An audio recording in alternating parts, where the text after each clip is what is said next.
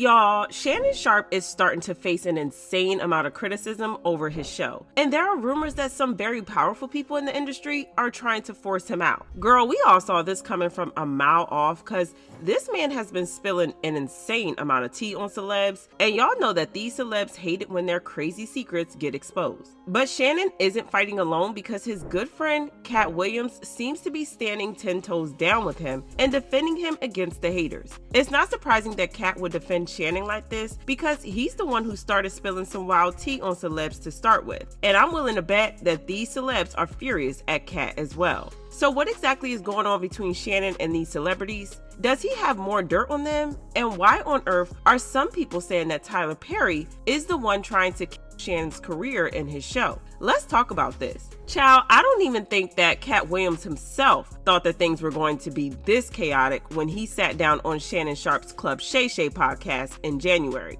The moment the podcast dropped, social media was a hot, chaotic mess because Katt aired out so much dirty laundry that the internet stank for weeks. Child, it's been more than 6 months since then, and it doesn't look like things are going to change anytime soon. Not only has Katt's interview been viewed more than 70 million times, but he also paved the way for other celebs to come on the show and speak their truth. Like Monique, whose interview has been viewed more than 15 million times. Between Katt and Monique, they exposed so many celebs and showed us how messy the industry really was. You can bet that it didn't go down well with the celebs, and they had a lot to say about the situation. For example, Dave Chappelle accused Katt and Shannon for trying to bring down black artists, saying, "What part of the game is this? He ethered ninjas." He didn't say anything about any of those white boys. None of these white boys function like that. Katt is one of the best painters in the game. So why are you drawing ugly pictures of us? Stop. Hurt people, but I am a hurt person that never hurt people, and he does it all the time. He also accused them of trying to ruin the livelihoods of his fellow black men,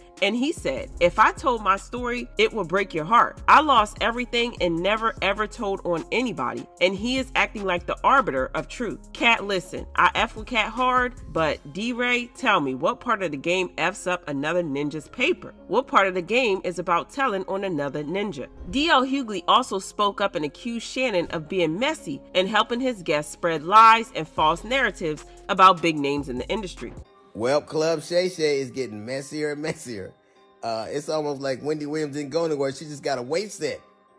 So Monique was on. Every time I see Monique these days, she's on doing some greasy video with her and her daddy complaining about something or working out. I don't know nobody that work out that much and gain weight unless every crunch you do has got Captain in front of it. But apparently she goes on Club Shay Shay and tells the story about how she came on my radio show and I wasn't there at the time.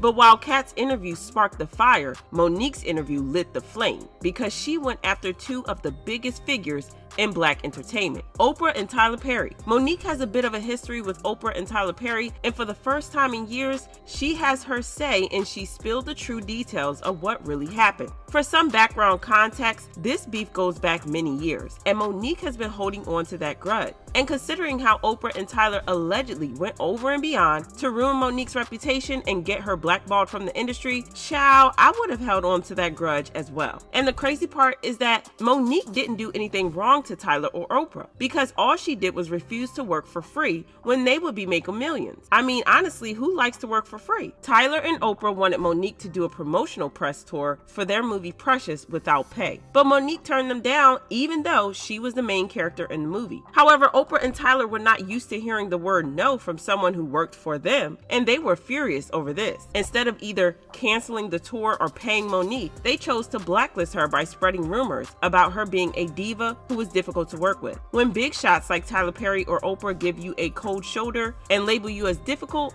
you better believe that things are about to get difficult indeed. Monique found this out the hard way because she turned into a pariah in Hollywood, and every producer or casting director avoided her like she had the plague. Tyler, on the other hand, has always avoided the drama. Over the years, he has insisted that he had nothing to do with Monique's issues, that Monique's downfall was on her, and that he played no role in it. He has also tried to claim that she was was trying to use him as a scapegoat for her own problem. This is a classic case of he said, she said, but Monique has never changed her story. For more than 10 years, she has continued to stick to what she said at the start, claiming that Tyler and Oprah played a major role in ruining her life. Monique hasn't held back on this topic, not one bit. She even spilled the tea on Shannon Sharpe's club Shay Shay, accusing Tyler of blacklisting her and then lying straight to her face about it.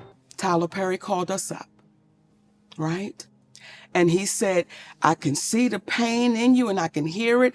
And I want to let you know that I would never do nothing to hurt you. But the conversation kept going on, only for Tyler Perry to admit he did start a rumor that I was difficult to work with. He lied, only for Tyler Perry to admit. She also claimed that Tyler promised that he was going to fix the situation and get people off her back, but he never did. I was wrong. And when my movie Boo come out, she then dropped a bombshell claiming she had an audio recording of Tyler Perry admitting he started the rumor that got her blackballed. According to Monique, Tyler even confessed on tape that it wasn't fair of him to do so. Well, we sent you the audio of Tyler Perry. I don't want you to take me at my word. I want you to hear his words. And what did you hear that man saying? What did you hear that man saying? He said it. What did he say? Monique, you know you're not supposed to be recording people. No. Let me back up. Okay. Everything we did was legal. And here's where a black woman really gets the kick in the ass. Had I not recorded Tyler Perry, then it would have been my word against his. And then on top of that, it would have been, he's so powerful, we can't even pay no attention to that. Right. Well, now I have him on audio, which is legal to do where we live. Right. Okay? We have him on audio. And do you know what some people then said? Why would you record him? Just like you sat there and said, you know it's illegal to... But did you hear what the man said? I violated you. Yeah. I mistreated you. Yeah. That was a boss move because there was no denying that Tyler did Monique dirty, at least not since he's on tape. For so many years, she's been called a liar, bitter, and so many other nasty things. So getting Tyler to confess on tape was a brilliant strategy. And before y'all start talking about how it's illegal to record someone without their knowledge or consent, Monique pointed out that recording him wasn't illegal where she's from. I mean, if Tyler had known he was being recorded, he probably would have never admitted to spreading those rumors and blacklisting her. Monique also revealed that Tyler's actions caused her and her family a lot of pain, revealing that she lost out on jobs worth about $10 million in total. Do you know, Shannon, that's cost my family tens of millions of dollars? Yeah. Over a lie and a rumor? Is he gonna compensate you for that? I want you to look in your camera. Yes. And I want you to talk to Tyler Perry because you heard what that man said. So ask him, will he compensate my family for that? Tyler, will you come on Club Shay Shay and let's have a conversation about the fair compensation for what transpired between you and Monique? You can sit right here and she's sitting right here and you and I can have a conversation.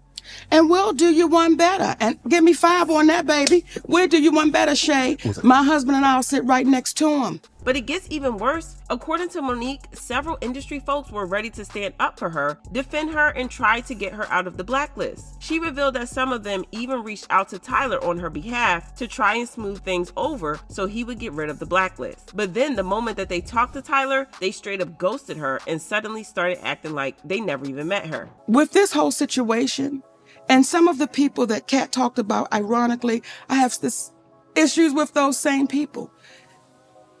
There were people that reached out to Tyler Perry on my behalf. Okay. And I was grateful for that. Okay.